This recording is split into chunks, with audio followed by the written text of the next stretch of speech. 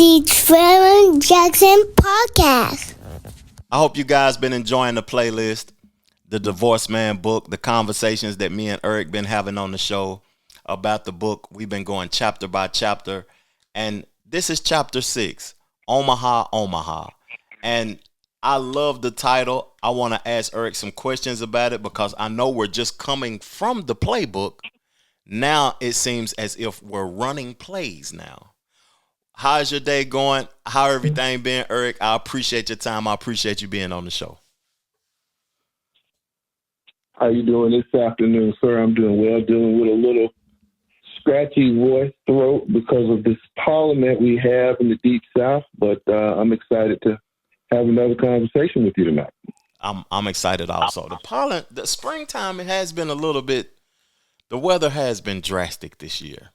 It has been very chaotic, especially in this southeastern region. For real, man. Yeah. But, I want to start off with what caught my attention about this chapter before we get into the questions in chronological order. And I think this was the very end of this chapter. But the importance in being an immovable object. And that comparison and analogy that you was using with Stone Mountain, it was genius to me. But talk to me about the thought process of being an immovable object when it comes to divorce. Why is it so important? Well, for those of us who are familiar with Stone Mountain, as a child growing up in Atlanta, we would take a lot of field trips to Stone Mountain. As you all know, Stone Mountain it's a sacred place for the Native American tribe that was in that area. And as a child, it was honestly the largest object I've ever seen. It was just larger than life. As an adult, I've had a chance to go back. I've always had plans of one day going to the top of Stone Mountain. But as a child, it had a formal impression on me because it was such a large object. And in a divorce, and by the way, I love how you set up tonight because you set up well. We talked about the playbook last time. Now we're actually running plays, which is a great segue. You have to have a mindset of being immovable in certain aspects, certain things that you lay down, certain things that you are putting in motion. You have to come in with a mindset. And that mindset has to be unshakable, but you have to also be willing to be flexible when the time comes. And we're going to talk about some of those scenarios. So that's where I got that immovable object from. Okay. You have to be flexible when the time comes. But when you mean immovable, like I just want to break it down a little bit further for people who may not understand it, because I like the analogy you use with Stone Mountain. But and if I'm going to court and things like that, and we're not doing this is not legal conversation. This is educational conversation. We're not speaking like lawyers or anything on this. This is just for research and for learning purposes for me, because I'm learning throughout this process also while having the conversation with you. But what I think about immovable in a divorce, I think about my morals, my principles. I can't change who I am and who I believe in. Sometimes in relationships and in marriage and stuff, people change just so they can be with the person who they with. They move and start moving different and acting different just to be with that person. But I like that you said you have to become immovable. You can't be moved. You can't change who you are as a person. You can't allow the lawyers to change who you are or speak negatively on your name. That's what I get when I hear about being an immovable object. I like how you set that up because, again, my purpose for putting that in the book was remember, and again, I recommend for all listeners to go back to the previous podcast because there are plays being run at you. There are things in the playbook that are running at you, and you have to decide that you're not going to budge. You're going to deal with everything that comes your way, from the culture of blame, the narrative. All of those things are things that you have to say, you know what? I know they're coming my way, but I'm not going to abandon my position. Mm-hmm. And you will see how that leads up to some other conversations. But you have to be firm with your resolve that you are not going to bend to this particular wheel that's coming your way. Tell me, how challenging could that be? Because I'm assuming that when you're dealing with this, lawyers try to delay things. They try to slow the process down to see if you will budge in an area or whatever. Dealing with this, how hard is that? Not be like being immovable. How hard would that be? Because some people they just want to get it over with. That is true. Remember what we're talking about again. All of your decisions that you're talking about have to be run through your lawyer. You and your lawyer have to be on one page to determine what is an acceptable move, what is an acceptable position to take. Mm-hmm. At some point in your divorce, regardless of the amount of economics that's on the line, mm-hmm. you're going to have to draw a line in the sand and say, this particular issue, I am not going to compromise. I'm not going to budge. Mm-hmm. And I'm going to be immovable. Some other things, I might have the ability to be flexible, but you will have to make that decision, not your attorney. Your attorney will give you information, but I can guarantee you the more items that you have, the more you're going to have to learn when to be immovable and when you're going to be flexible. And that's a hard process. I can imagine, because if you're going to be immovable, you're going to be immovable to some things that you can possibly lose. You could lose that whole situation, but at least you held your integrity and stood your ground based upon who you are as a person. I was looking around, and since we've been doing this conversation chapter by chapter about the book, it has been popular divorces happening in the world of entertainment, and seeing how things have been going and learning the things that I've learned from the book. It's just interesting to see how men are perceived and how the country is programmed based upon how men are perceived. But the second thing that caught my attention in this chapter is about how you used sports and Omaha. And I'm very familiar with Peyton Manning because I'm from Tennessee and he played at the university I grew up in and around. And the analogy with sports, the triumphs and the setbacks in sports often parallel real life. Could you speak to that for a minute, please, Eric? I chose Peyton Manning because, all of us can look at these athletes and come up with their strengths and weaknesses. I've been watching Peyton Manning since he was at Tennessee. We pretty much, back during that time when we played Tennessee, and I'm a Bulldog, we automatically knew that was a loss because Peyton Manning was the best. I've been watching him since he was, obviously at Tennessee and then all well into his professional career.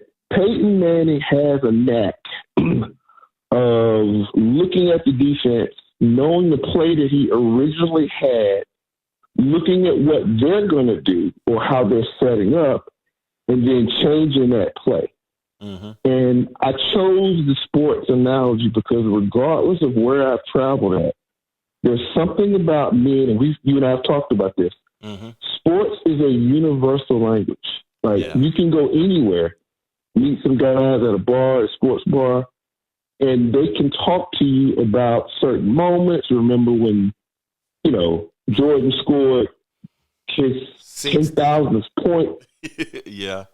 Whatever. We can talk about that. And I decided to put that in the book as an analogy because Peyton was excellent at calling. You have to follow that lead. in being able to change some things up while you're in the middle of your play calling. That's why I titled it Omaha, Omaha, because I think he's the best. Yeah.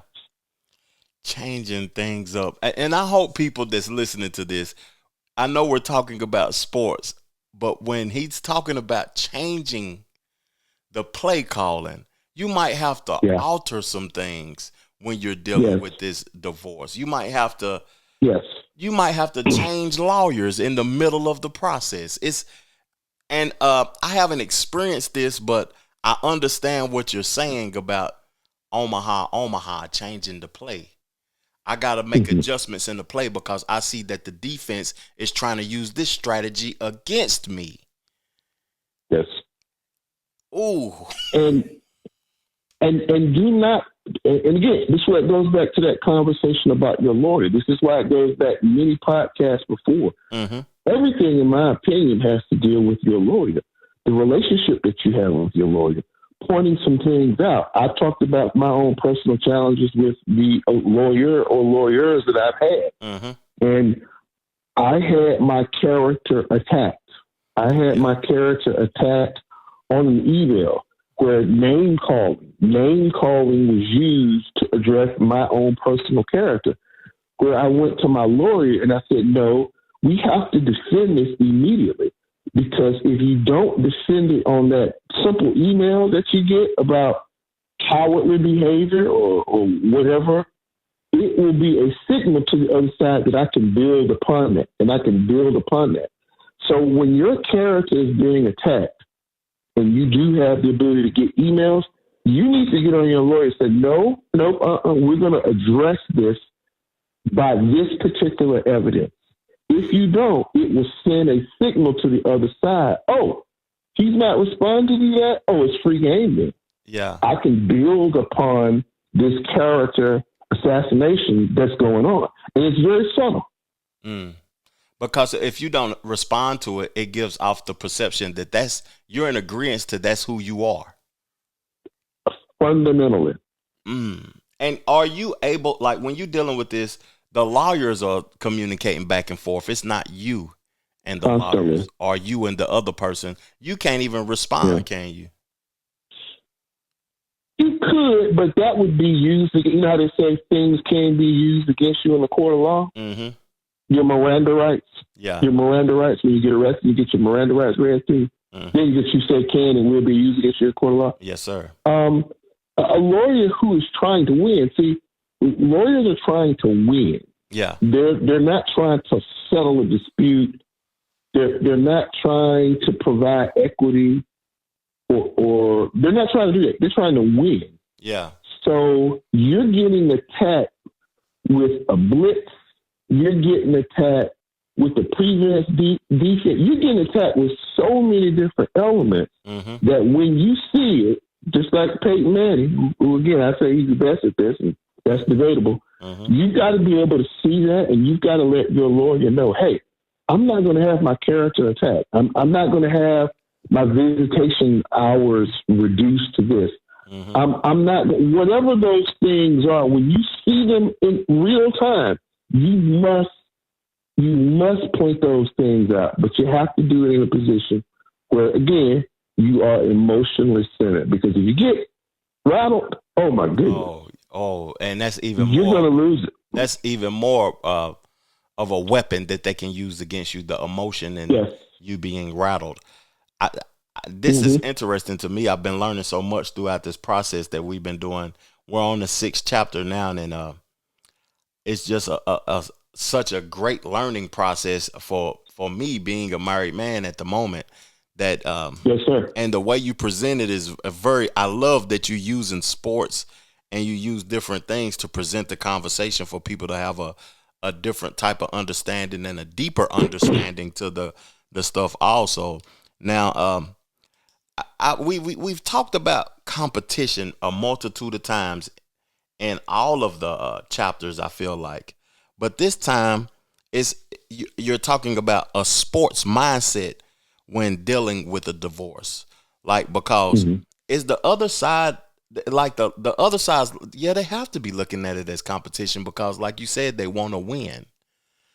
Uh, when it's somebody that I used to love, that ideology has to be totally removed because now we're opponents now. We are. Yeah, that's just, I was thinking, I wanted to ask you about the competitive sports mindset when in dealings with a divorce, because I read that in the Sure. book, and I just, I don't, So, okay.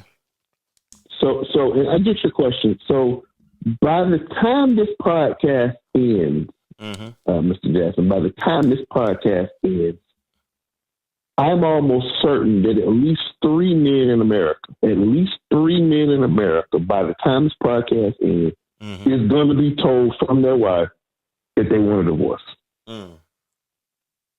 And that's based off the statistics that we talked about on multiple shows. Mm-hmm. There will be one who the man will be the one to say, hey, I want a divorce. Yeah. That competitive mindset is the thing that I think I didn't realize it until I was in the middle of the divorce, because you go through different phases. Mm-hmm.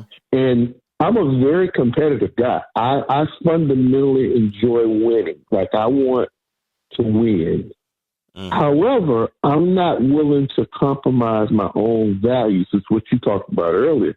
I'm not willing to use principles, techniques, tactics. Mm-hmm. If you're seeing someone using some really desperate tactics, it means that they are afraid of losing. Mm. They're in That's desperation. what that means. Yeah. They're in a desperate situation. Mm-hmm. And I saw that, and I saw a lot of behavior where I'm like, why would you do this? Why would you bring up a family situation by your lawyer, I think that's absolutely disrespectful. I think it destroys any kind of sense of family. And I was devastated by that until I had someone say, well, Eric, remember, you are competing. The other side wants to win. So you do have to look at yourself and say, am I willing to use those kind of tactics? Wow. And some people are, and some people are not. Yeah. I'm just shocked by the fact that I'm going to be competing with somebody. And this person who I'm competing against now is somebody I loved. And they had to actually prepare for this point to make that decision. So they're prepared to compete against me because they've been thinking and plotting and planning before they said, yeah. They had a preseason, right? They had a couple games in. You didn't take a snap. You didn't get a pitch in. You didn't get your bullpen ready. Yeah. They had a preseason. You never had a preseason. You just like, hey, here we go. Yeah. That's wow. That's powerful, because I think that men need to hear that, and I think that that sets men up for success, even hearing another man speak like that and speak about his experiences, because I can guarantee you that, no, I can't guarantee you. I'm assuming, let me get my words correct. I'm assuming that 90% of men that is in marriages right now have no earthly idea that that's going on. They have no fundamental idea of what awaits them. They don't. Mm-hmm. And when I talk to married men right now, and again, I'm all for marriage. I'm all for people, resolving things. I'm all for that. Divorce is a horrible process to go through. Mm-hmm. But I look at the men and I feel sorry for the men, because the men have been culturally, I don't even know what word, they have been culturally led astray because they don't know what awaits them. And a lot of guys can't handle that. I think I put in this part of the book where I think we talked about this in Atlanta. There's a bridge in East Atlanta where growing up, it was always, you would see this just multitude of men who would take refuge, and I think you and I talked about this, under this bridge in East Atlanta.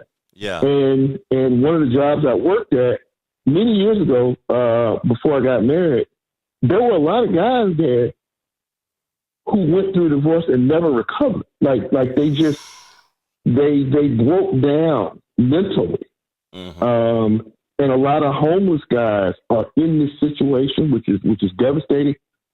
And some will say, "Oh, that's not true." Go out and talk to a homeless man, or groups of homeless men, and find out how did they get to where they are. They didn't wake up one day and want to be that way. Most men that I talk to is either the military or divorce. Yes. Homeless men. Yes. I'm sorry for cutting you off. Also. No. I'm. And I always remembered that as a child because men are fearful of that. They're totally fearful of that, and they have every good reason to be. That's why this book gives men a fighting chance. Because again, by the time this podcast is over, 3 out of 4 men are going to hear that their world's about to get ready to change.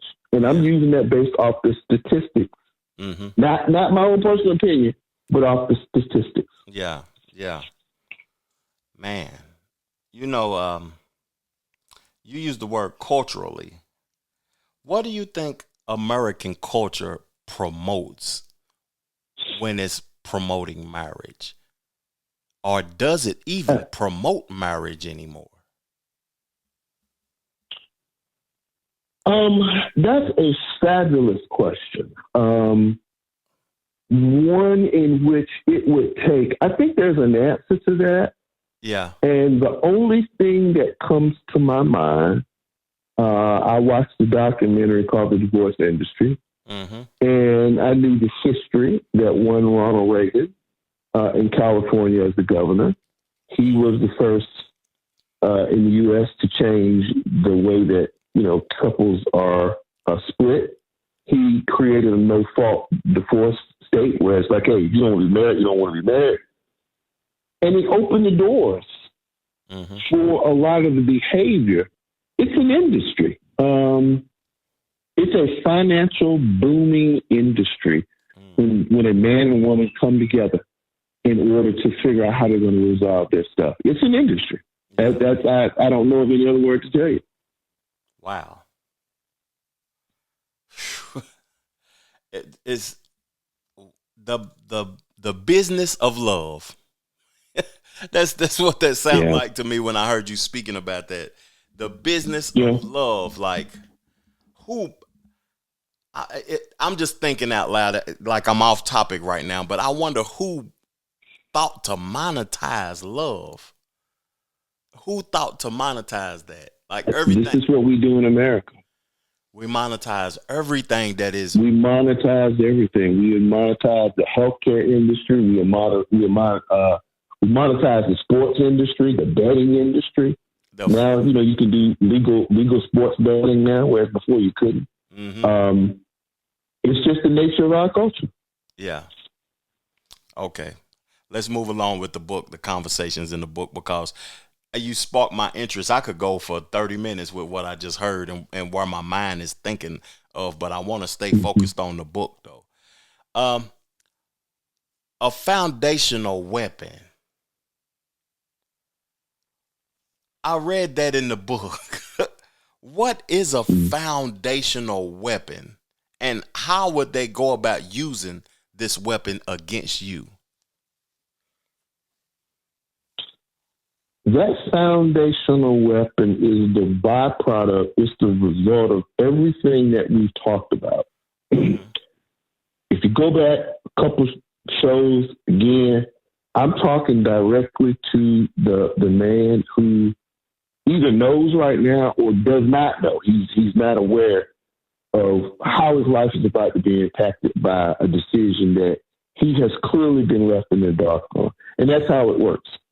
But when you put together the culture of blame, when you put the wife's narration, those are things that fundamentally is used as a weapon to get you to comply and to succumb to the many things that's coming your way, to either reach a solution, to either not encourage a settlement, to take a one-way negotiation. Those are foundational things. Those are things that predate you and I, right? Mm-hmm. Unfortunately, men, including myself, I'll put myself on the front of the line. We're not aware of it. We we believe in equity. We believe in equality. We believe in all these fancy words. But those things that I just talked about are foundational weapons that will be used against you when the time is right. I just heard something that made me aware. Like, I didn't even know in a divorce court you have the option to settle out or take it to trial. Just listening to you, I Yes. just was aware of that. Like, Mm-hmm. if you settle, you really probably going to take more of a loss than if you take it to trial. But if you take it to trial, you might have to spend more money. I just don't know the difference between that. But hearing you speak, it made me aware of it. I had to make a calculated decision Mm-hmm. to settle Mm-hmm. for something that was doable. Mm-hmm. People talk about what they deserve. Deserve is a completely subjective word. Mm-hmm. There's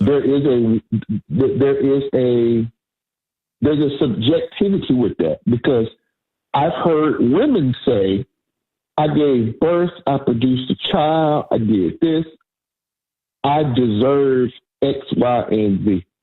Mm-hmm. On the other hand, rarely do you hear men say that they deserve something from a divorce. Yeah. I never heard because that. they are going through a completely different reaction. Mm-hmm. So the reason I put that in the book is because you and I will use myself as an example. Mm-hmm. We are culturally, we're not aware, nor are we prepared for the struggles that's going to come to us. Mm-hmm. And our lawyer is only there to talk about the legal aspects of it. And again, that's why it's important for you to understand this podcast is not about your legal moves. Your legal moves need to be discussed with your attorney. Yeah. But this is about the long-term effects of those legal moves, and do you feel comfortable with them? Yeah, because the lawyer he doesn't care about your outside reality. No. He's trying to win this case and move forward to another case. Your outside reality doesn't matter to him, so you have to hold yourself accountable for every decision being made, and you got to be proactive, I think. Here is the deficit that men fall into, right? So if you're going through this, I said that by the end of this podcast, there's going to be 3 men that they're going to get Chapter 7. Chapter 7 says, I want a divorce, mm-hmm. right? Which is a big topic. Who do we turn to? Who do we as men turn to when that happens?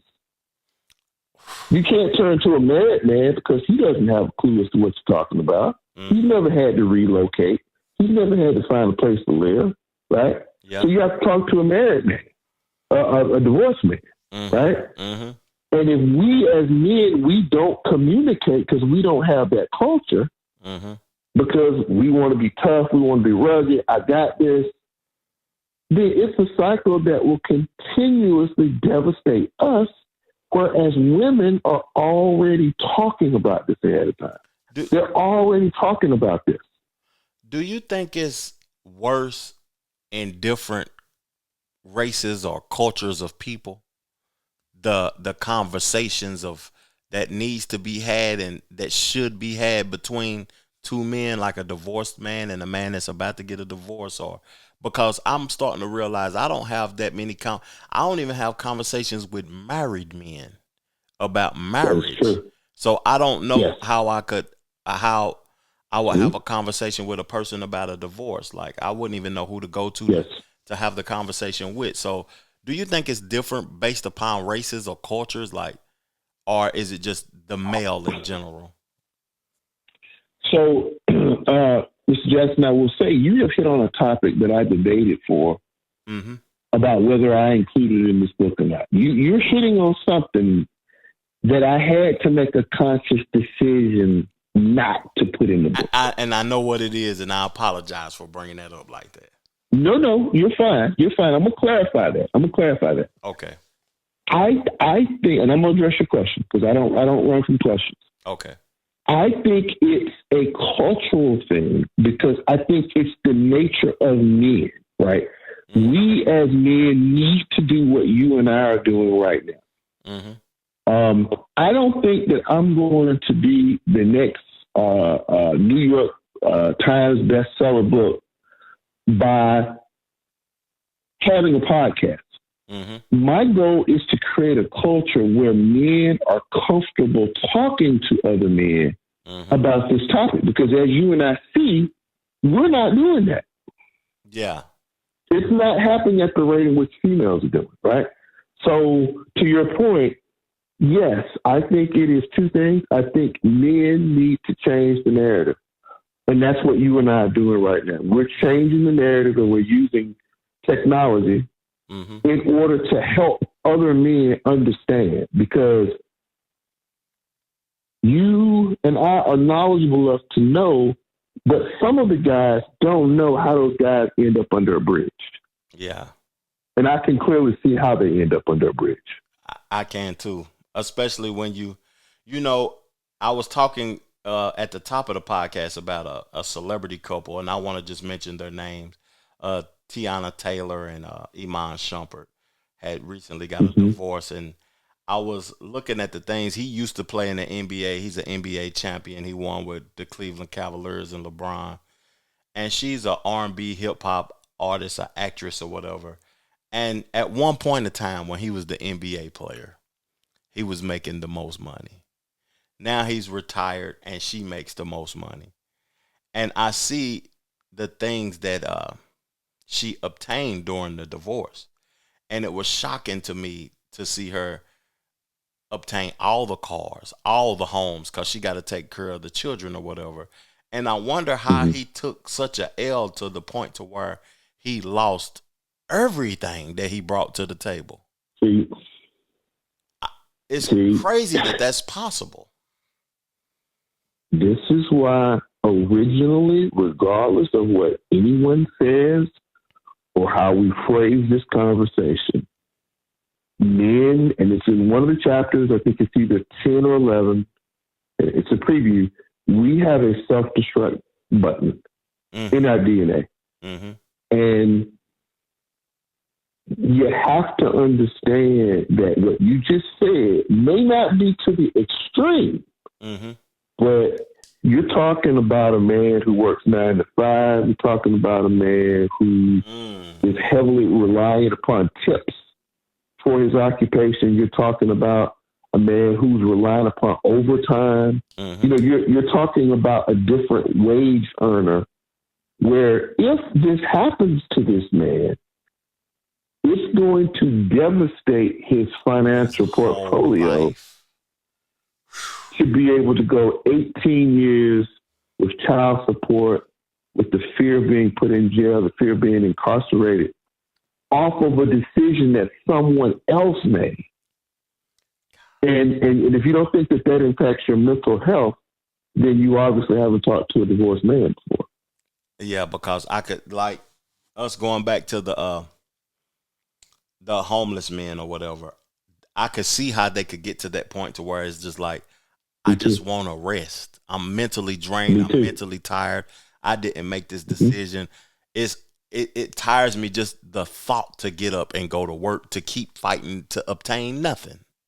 That's what that's what it seems like to me. And when I thought about something again as you were speaking, like when a woman said she want a divorce and you got the paperwork in hand. Yes, sir. It's procrastinating the option, and do you think you may have a percentage of people that do procrastinate and people that get right to it? Men, not people, men that procrastinate and men that get right to it. Because I think procrastination plays a part in some of the outcomes. I'm assuming that. Before you get to procrastination, you have to go into what's called a state of shock.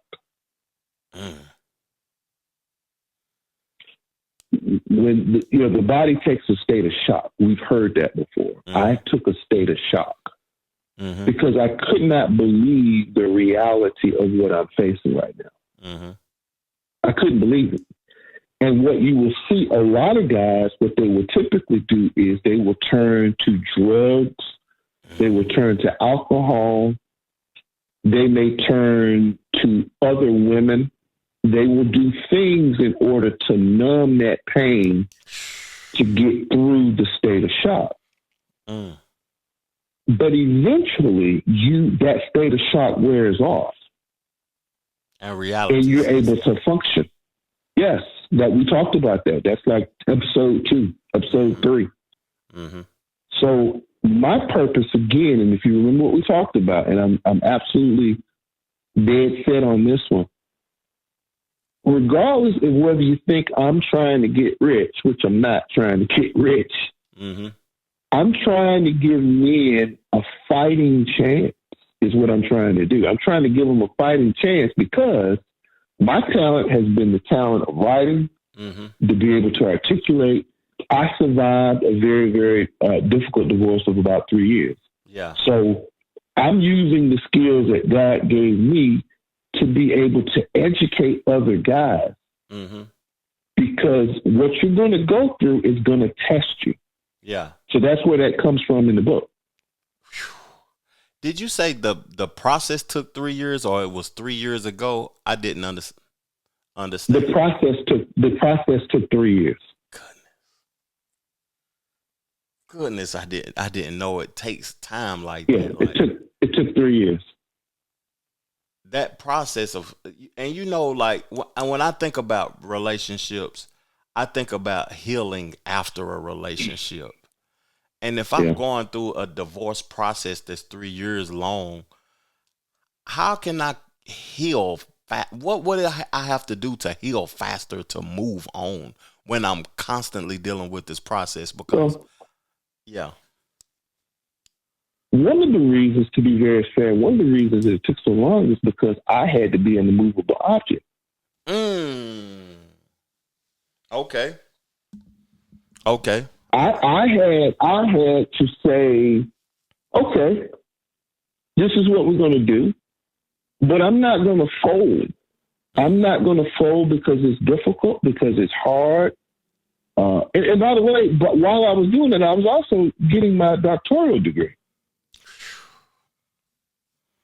Oh yeah, that's a whole nother podcast right there. That's a whole nother podcast. So I'm fighting it on both ends, and I'm telling guys, hey, look, at some point you got to be able to be rock solid with your principles, and you say, hey, this is what I am willing to take. This is what I'm not willing to take, even when the odds are stacked against you. Yeah. So being an immovable object is why it took so long. Was it painful? Yes. Did it cost money? Yes. But that was my resolve, though.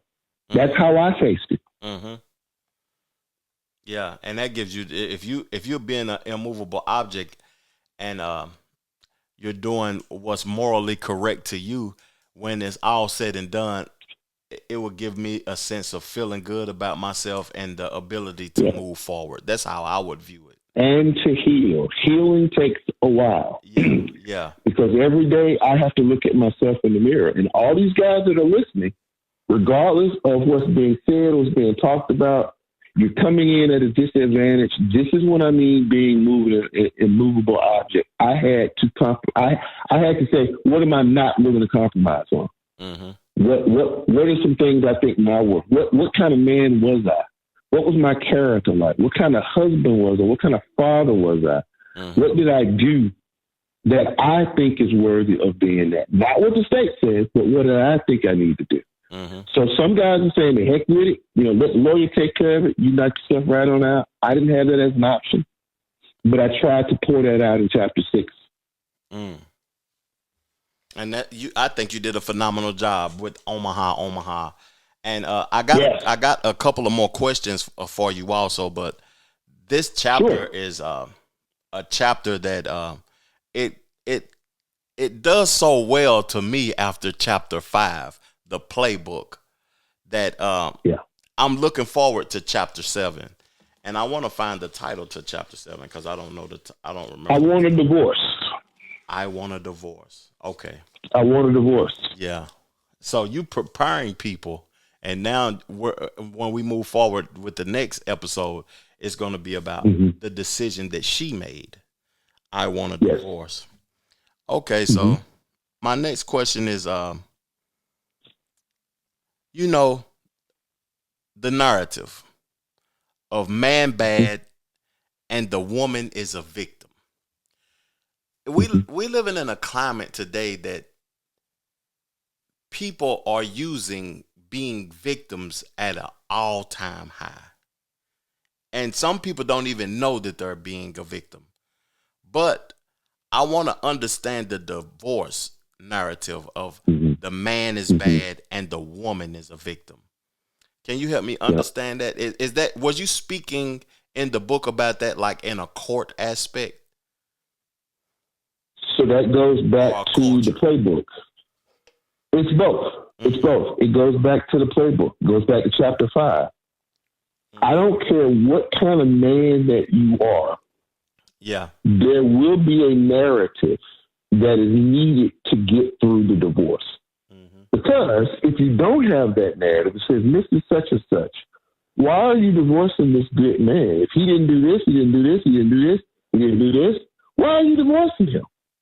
So there has to be, as my brother told me, there has to be a narrative. There has to be a story, has to be a storyline that will resonate with the judge based off of your disposition, based off of your race. This way it goes back to that racially motivated question that you asked earlier. All of those things go into a narrative. So if you come from a particular demographic of individuals that has a history of men for not paying child support, or has a history of domestic abuse, or has a history of this, those things in that playbook will be used. Wow. Because it has to be a reason for the divorce. You can't. There has to be a reason. No one decides they don't want to be married to a good person. Now hold up. Now, some women can choose. Women are notoriously known for, I don't want this no more. They just all of a sudden wake up. I don't want that. Is true. No more. I want to move forward. I done found me somebody else to make me happier. They got their stuff going on and they doing better. I just don't want this no more. But to the person that's like that,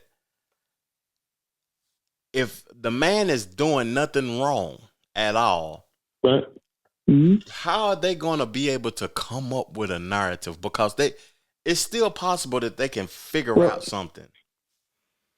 That narrative is used as a protection. So if you have something to lose, if you have a lot of financial, right, you may need a narrative. Or if you want custody rights, or if you want retirement accounts, if you want, you want something, you've got to be able to show that somehow you were the victim. It could be a financial victim. It could be a physical abuse. It could be mental abuse. It could be sexual abuse. It could be whatever. In order to protect something or to go after someone for something, you need a narrative. And that narrative is used in the courtroom in order to get things done, to slow things down. You got to have that narrative or that argument. And I'm saying, as a man, you need to be prepared for it, because it's not a matter of if, it's a matter of when. It's coming. Wow. I never heard of a man being able to play the victim. I never even. How does a man look like playing a victim? Think about that. How does that look? How does that look? It doesn't look masculine. It looks weak. That's how they will perceive it to be. It looks like he's whatever the perception is of the man is. It doesn't look right. But in some aspects, men can be victims, though. Like really, of course they can be, because they're human beings. They're human beings. Yeah, but the narrative of one being a victim is not likely in the court of law. That's why the title of this chapter is Omaha, Omaha.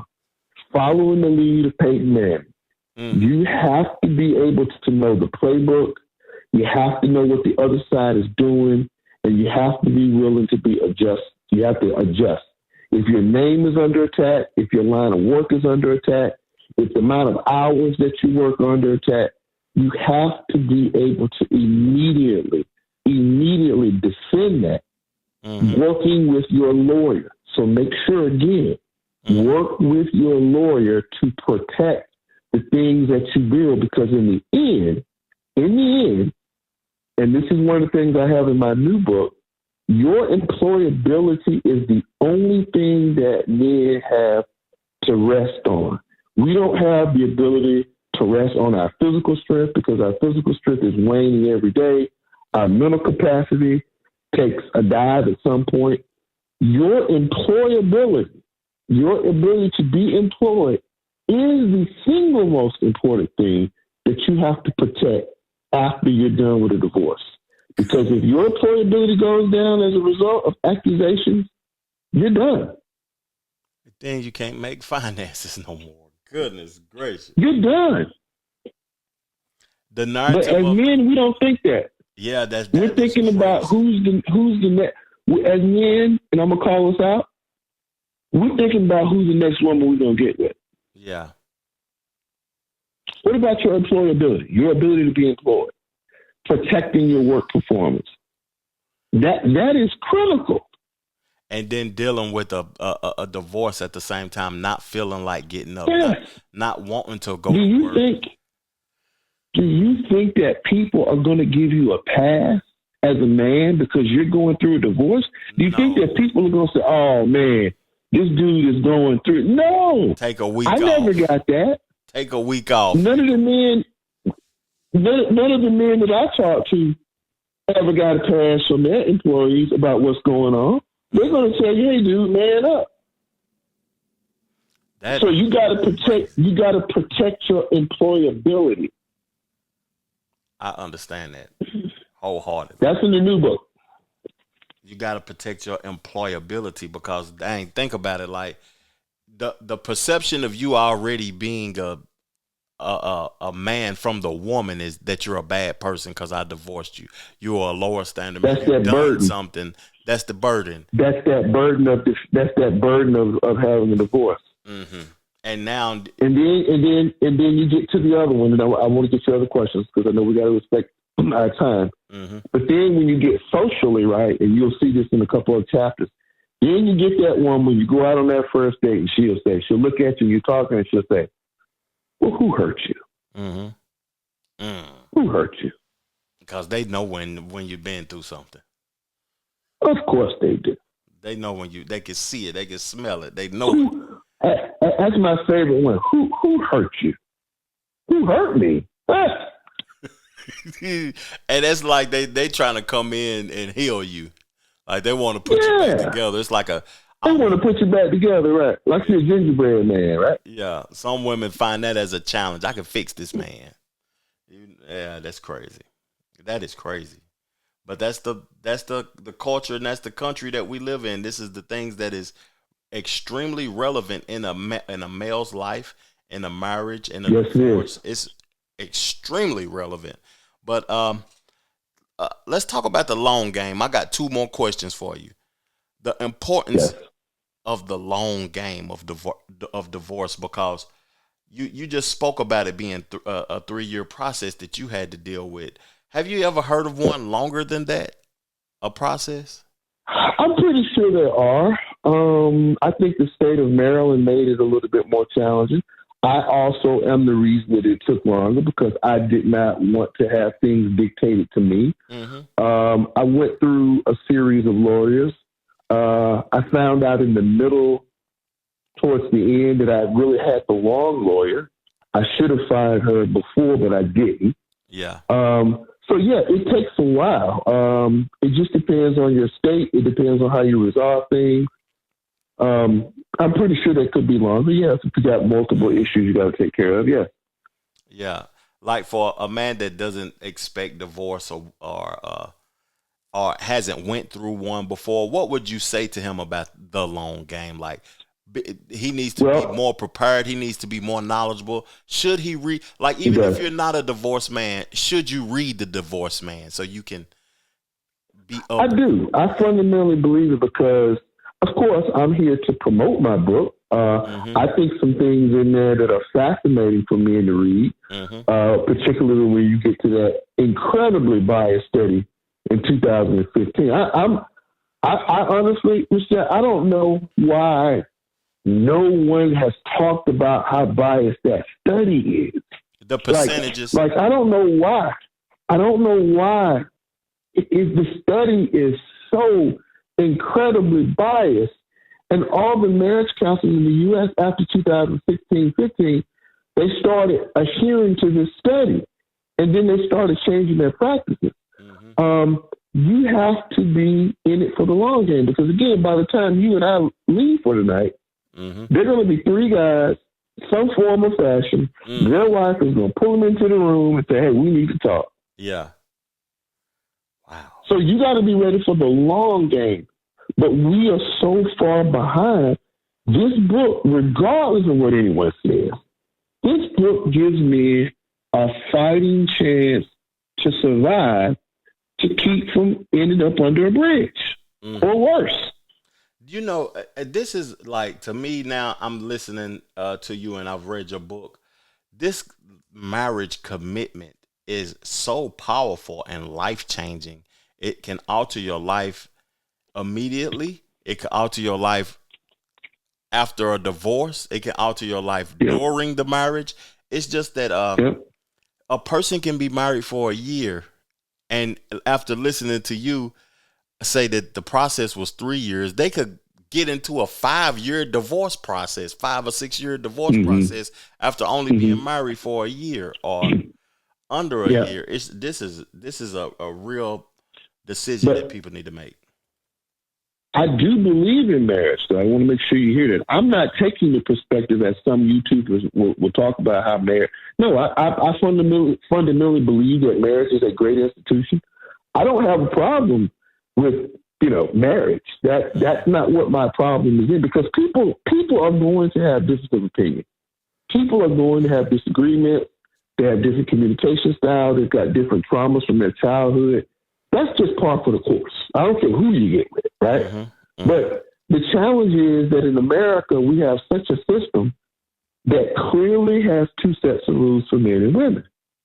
And if the rules are so heavily, it incentivizes divorce for monetary gain. Why would I want to do that? Why? Incentivizes divorce for the female. Yes. It seems like that's the only person that gets anything out of marriage. That's why a couple of chapters back, when we was talking about men not being so, you might go to a bar and men ain't getting out their chair no more. They're not even acknowledging the women the way that they used to, especially after coming out of these situations, because it's zero incentives for a male to make that lifetime commitment. But love. And I'm asking this before we get to our final part for the night. For those guys, those three men, that's based off of statistics. That's not me pulling something out. That's not me in an attempt to try to bash females. I'm not going down that road. What I'm suggesting is, for those men that's going to get the news, where and who do they turn to? Where and who do they turn to? That's the bottom line for me, and that's why this book educates men on trying to protect their mental health, because I noticed there were little resources available from a man's perspective to another man. This entire industry is dominated by female thought, not by man thought. Who can you turn to? Who can you turn to? Man, I'm shocked by this process. I didn't even know all of this existed, and I'm a married man and wasn't even thinking about this at all. Like,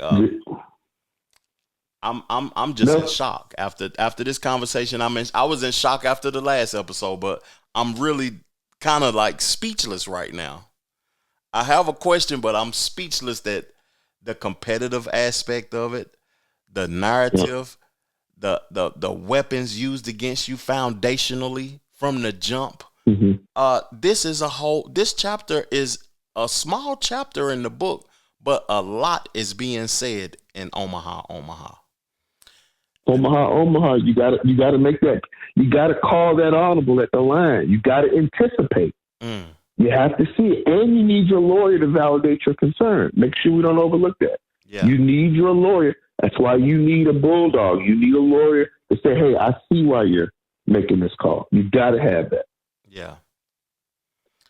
My last question, and I don't know if it's a question. It's just a something that I was aware of. The 5 aspects: the values, the career, the family, the success, and the manhood. Why would those things be attacked? Why would they want to attack the values, the career, the family, the success, and the manhood? I chose those things because at the end of the day, when all men are in their quiet space, it could be bed, it could be fishing, it could be out on the golf course, it could be a part wherever as men we're in our quiet space. We're in that space where it's just us and the world, and we're not really pushed to make decisions. Those are the things that are the only thing that really matters to us. That's true. The values that we have for our family, our careers are defining things. I don't know too many men who don't believe that their career defines them. It's something about having that career aspect. Family. I don't know too many guys. Well, there's some that might be in that 20%. The desire to go after success and that sense of manhood, right? Manhood is under attack.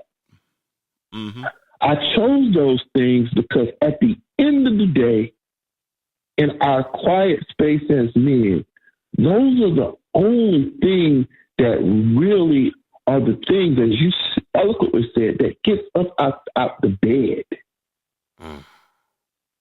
That's the thing that motivates us. So in a divorce, those are the very things that will be targeted to use as a barometer of your success as a husband. And you have to know that. You have to be prepared. You can't get sucker punched. You got to watch for the sucker punch. Those are the things that define men, but those are the things that also have the requisite to be used against you. Well, Mr. Jackson, he made a lot of money, but he was out of the house too many hours. Yeah. He wasn't at home. Yeah. Well, how can he make money if he's not at home? You see the good and the bad, how they pair together? The fact that you were a top breadwinner in your category for your age, that also has the ability to be used against you because you were not at home. Yeah. And I, as the wife, I had to do most of the child rearing. Yeah. And then if I don't have no money and I'm at home all the time, he broke. I got to. Then you were lazy. Yeah. You were procrastinating. I had to pay for everything. What kind of man allows his wife to pay most of the bills? You see, those are the things that I think we have to reframe men to get them prepared for this thing called divorce. And the only way I know how to do it is to put it in a book and hope and pray that the men that's listening to this podcast can change the narrative. A, that men don't read books, and B, that we're not as organized as women. We've got to change that narrative. Yes, we have to change that narrative. That's true. I agree with that wholeheartedly. And before we end the episode, I heard those. I saved that for last for a reason too. Those 5 aspects: the values, the career, the family, the success, and the manhood. Something that I came to grips with in my life. early in my life too, because I heard people speak about this a lot. And I don't know if this is helpful to anybody, but it was helpful to me. You know, I used to have attachments to who I was as a person, what I identified as and with, and it never was me. You know, Mm. I don't want to identify as my career or my job. I don't want to Yeah. identify as a husband. I don't want to Mm. identify as a successful person. I don't want to be a podcaster. I'm not none of those things. I'm me at the end of the day. That's how I look at life. I'm just me, and Yeah. I'm contributing to these aspects of life at the moment.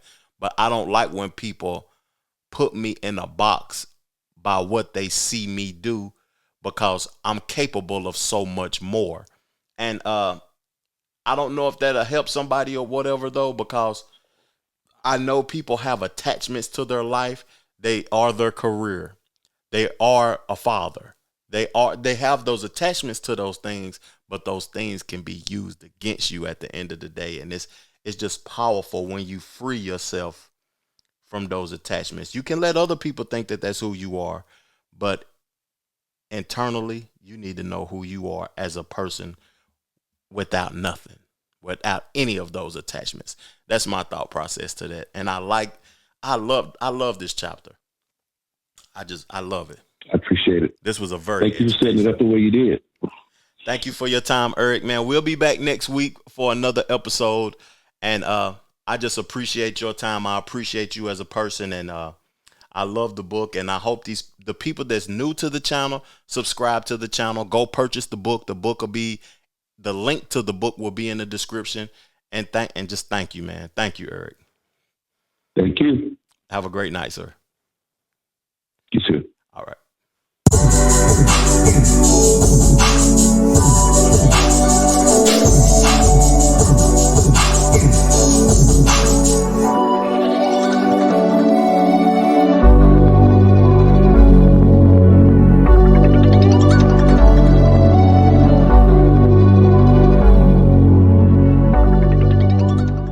The Trevor Jackson Podcast.